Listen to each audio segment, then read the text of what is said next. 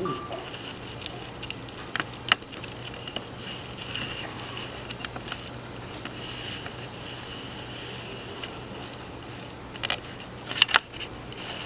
my name is Stephanie Zimmerman, and today I'm going to talk about the negative effects of smoking tobacco. I hope you all enjoy. Now, before I begin, let me see a show of hands of how many people in the audience use tobacco, whether it be smoking, chewing, dipping, vapor. So that's 1, 2, 3, 4, 5. Okay. So tobacco comes in many forms like these. This is a electronic cigarette, a vaporizer, a can of dip or snuff, and a pack of cigarettes. So it comes in many forms. According to healthday.com, 1 in 5 of Americans uses tobacco. Whether you use tobacco or not, the negative influence it has on all Americans is unbelievable. Today I will go over 3 topics: the health risk associated with tobacco, the health risk associated with secondhand smoke, and lastly, the financial savings of not using tobacco. Let me begin by talking about some of the health risks associated with tobacco. According to the Center for Disease Control, smoking is the leading preventable cause of death in the U.S. It causes more than 480,000 deaths each year in the United States alone. The diseases that cause these deaths include cancer, heart disease, stroke, lung disease, diabetes, COPD, which includes emphysema, chronic bronchitis, and many, many more. Now, why are people dying from something that is grown so naturally? Over 4,000 chemicals, including 43 non-cancer causing compounds, are included. This is only half of the ingredients that is made in cigarettes. Some of those ingredients include butane, which is in lighter fluid, ammonia, which is used in toilet cleaner, arsenic, methanol, which is used in rocket fuel, even acetone that's used in paint stripper and fingernail polish remover. And the list goes on and on. Like I said, that's only half of what's included.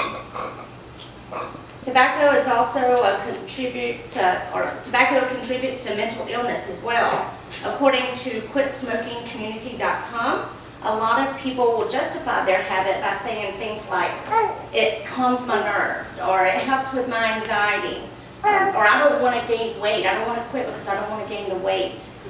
Well, a study from the Institute of Medical Psychology and Behavioral Neurobiology, they say that those people are treating something they normally wouldn't even have to if they never started using tobacco. Now that I've reviewed some of the health risks, let's move on to the dangers of secondhand smoke. Secondhand smoke has the same harmful chemicals that smokers inhale. Secondhand smoke causes over 3,000 deaths per year and is also ranked as the 3rd most preventable disease, or disease caused by death, or death caused by disease. It's also linked to ADD and ADHD. As a child, I grew up with my mom and dad smoking. I'm not ADHD or ADD, but you know, as a grown-up, I picked up on their bad habit of smoking myself, and a lot of people are like that. Children exposed to secondhand smoke can have more health effects. Ear infections, have more coughs and colds than normal children, respiratory problems, even tooth decay. Long-term effects include asthma, lung cancer, heart disease, even eye disease, all due from just secondhand smoke. Now that we've discussed the effects of secondhand smoke, let's move on to the financial savings of quitting. The average cost for a pack of cigarettes is $6.28 nationwide. 1 pack a day, that's nearly $50 a week, $200 a month. Now if you're a husband-wife, that's double that amount, that's $400 a month. Over a 10-year period, that's $30,000 for a single, $60,000 for a couple, over 10 years. Over 20 years is $85,000. So, you know, you can see the savings that you can have if you quit smoking. Hidden costs. Some of the hidden costs include paying more in medical bills because obviously you'll be going to the doctor more often. More in dental due to the cleanings and etc. for the yellow stains on your teeth. Higher insurance premiums because a lot of insurance don't want to cover you because you smoke. And it even goes as far as losing resale value on your home because some people smoke in their homes or in their cars. So you lose resale value on that as well. What I did when I smoked for over 20 years, and what I did when I tried to quit was rewarded myself as putting back the money that I would normally spend on cigarettes and got myself a smartphone. You know, you can reward yourself for quitting smoking. They give you like an incentive. So now that we've discussed the financial impact, I'll move on to my conclusion. Tobacco negatively affects the United States because of its personal and public health risks, as well as the financial strain for the people that do use tobacco. Not only harms the bodies of the user, but it also harms the public and the environment as well, including children.